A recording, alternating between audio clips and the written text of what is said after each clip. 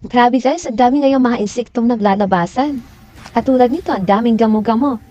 Alam nyo, ang gamo-gamo kasi ay naaakit sa ilaw. Diba? Subuti pa ang gamo-gamo naaakit sa liwanag. Samantalang ako, naaakit sa iyo. Ikaw, kailan pa kaya maaakit sa akin? Charot! Ayan o, ang dami kong mga kailangang walisin ng mga patay na nagamo-gamo. So dahil lumapit sila sa ilaw, at dahil maulan kagabi, kaya yun ang nangyari sa kanila. Yan, sa may bintana, ang dami pa. O, meron pa magilan-gilan na buhay, pero wala nang mga pakpak. Ayan o, tingnan ninyo. Nawala na yan ang mga pakpak. So, yan yung nangyari sa kanila kung ang green dens, pag nababasa ay dumadami, sila naman ay tipok. Siguradong tipok pag nabasa. Yan, so, kailangan kong magwalis. Yan, ang dami. So, meron pa yan sa